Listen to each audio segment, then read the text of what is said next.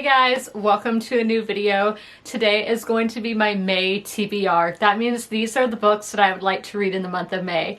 I'm focusing on reading the shortest literary or contemporary fiction books on my TBR according to Goodreads. I will also include my book club pick in this video, and as always I add a graphic novel and a nonfiction pick to my TBR every month. Let's get into it. The shortest literary fiction book on my TBR I actually got in a subscription box, which is the Shakespeare and Company subscription box. And the book I'm talking about is Kick the Latch by Katherine Scanlon. This one is going to be so perfect to start this week because we did have the Kentucky Derby over the weekend. And let me slide up this little slip. This is about horses and horse racing. With its ruthless conclusion and artful mysteries, Katherine Scanlon's Kick the Latch is lightning in a bottle. This book was inspired by a woman who is a horse trainer, and this novel captures what this woman's life is like at the racetrack. I am somebody who I love auto racing, NASCAR, Formula One. I would like to get more into Indy, but that's been a long time passion. I don't know that much about horse racing, but I do consider myself a horse girly. I've always loved horses. So to see those two things in a way come together, I think will be a lot of fun, and I will be starting this one today. Next, I do have my graphic novel pick, and this one is kind of special. Last year for my birthday, I went to Richmond, Virginia, and I visited the Edgar Allan Poe house. This is one of the houses that Poe called home in his lifetime, and of course he is an author, a poet. In the gift shop they're going to have some of his works. Now this is one that's actually I had on like my to buy list for years, probably since like 2018, 2019. It's been a long time, but I did buy it in 2025, and that is Poe Stories and Poems, a graphic novel adaptation by Gareth Hines, who has done several graphic novel adaptations. I read his one of Beowulf, and I did enjoy that. So this one, it is actually interesting seeing the way the words are. I am kind of intimidated, I'm not going to lie. Here we go. We have the Poe checklist. We had the Mask of the Red Death. I'm not familiar with that one. The Cast of Amontillado. I did read that in school. And the Telltale Heart, The Raven, iconic pieces of literature, but we're seeing them adapted in the graphic novel format, which is going to be a lot of fun. And honestly, I've been in a fall spooky mood because it was cool with rain over the weekend. The vibes were immaculate. We're gonna keep that spooky vibe going.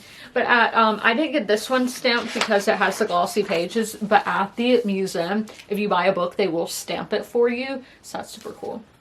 The next contemporary book to talk about is The Details by Ia Ginberg, and it was translated by Kira Josefsson. This one was winner of the August Prize, and I think it was nominated for the Booker Prize. So this one is an award-winning book. A woman lies bedridden from high fever. Suddenly, she is struck with the urge to revisit a novel from her past.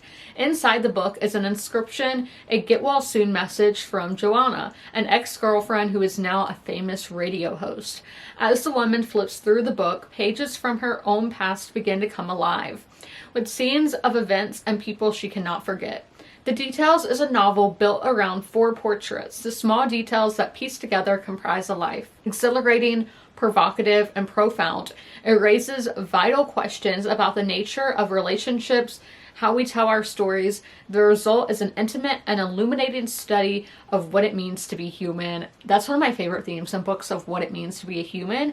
Now, I typically see that in science fiction, so seeing it in literary fiction is going to be interesting. We have fever dream vibes, which I know a lot of people love. I kind of struggle with that, so I might struggle with this one a little bit, but I do want to see what country this author is from. Sweden. So this is a piece of Swedish literature, which one of my favorite book series is also from Sweden. So I trust Swedish authors. We have made it to the book club pick, and this one is also available on Kindle Unlimited.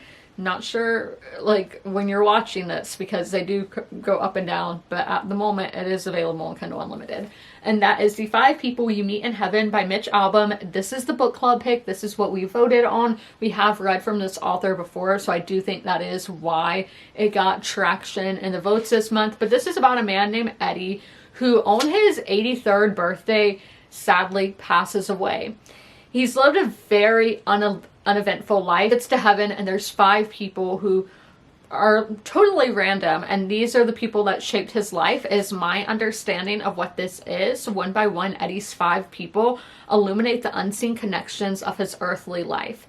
As the story builds to its stunning conclusion, Eddie desperately seeks redemption in the still unknown last act of his life. Was it a heroic success or a devastating failure? The answer, which comes from the most unlikely of sources, is as magical and inspirational as a glimpse of heaven itself. We all are mortal, unless there's aliens or somebody watching this video.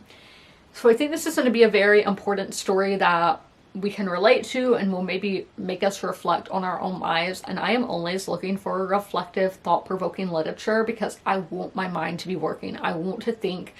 I want to reflect on things, maybe reevaluate things in my life. I love when a book or really any piece of art or media can do that. The last of the literary fiction pieces is another piece of translated fiction. Back during COVID, I wanted to read a book from every Latin American country. It didn't really work out, but I still own some books from trying to do that challenge, and obviously it's something that I would still like to do. Now, this piece is coming to us from Ecuador in the Andes, and that is the Potbellied Virgin by Alicia Yanes Cosillo, translated by Amelia Gladhart. This one is in this unnamed town in the Andes. There is a small wooden icon, La Virgen Pipona, the Potbellied Virgin. It conceals the documents that define the town's social history. That history recently has been dominated by the women of the Benavides family, a conservative clan, and not coincidentally the caretakers of the Virgin. Their rivals are the Pandos, a family led by 4 old men who spend their days smoking in the park across from the Virgin's Cathedral and offering the revisionist versions of local and national events.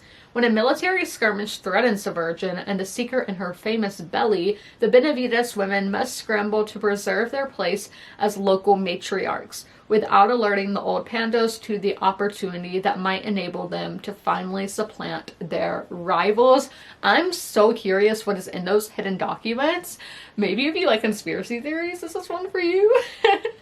If you're a nosy person, maybe this one is for you, but this one is apparently very hard to get your hands on nowadays. As I said, I bought this back during COVID and had no issue, but I've since heard that it's like $50 on Amazon, which I would never spend that much for this. No, unless maybe it's the best book I've ever read. Who knows if it will turn out being like that, but I hope. Lastly, we have my nonfiction pick.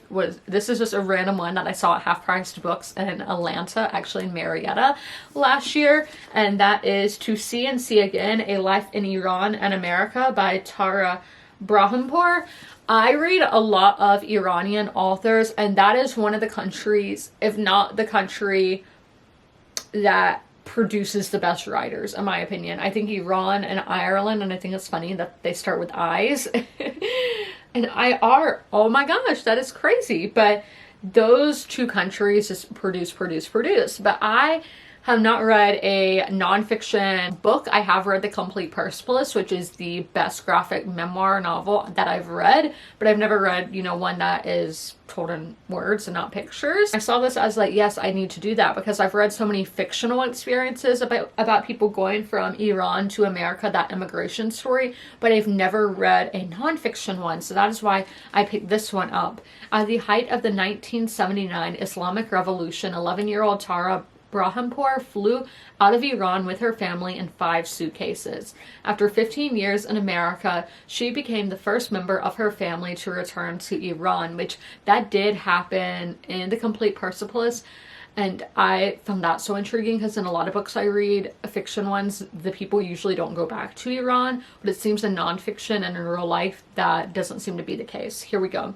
A compelling and intimate portrait of a closed world on the verge of transformation, To See and See Again explores the complexity of a bicultural immigrant experience as Brahimpour discovers new ways to look at her past and present. And with everything that is going on in the world, I think this is going to be a very timely nonfiction pick. Those are all of the books that I would like to read in the month of May. Let me know in the comments, have you guys read any of these books? And if you made it through this whole video, leave a flower emoji in the comments below. below. And as always, comment, rate, and subscribe. And don't forget to ring that notification bell to be notified when all my videos go live. I'll see you in my next one. Bye!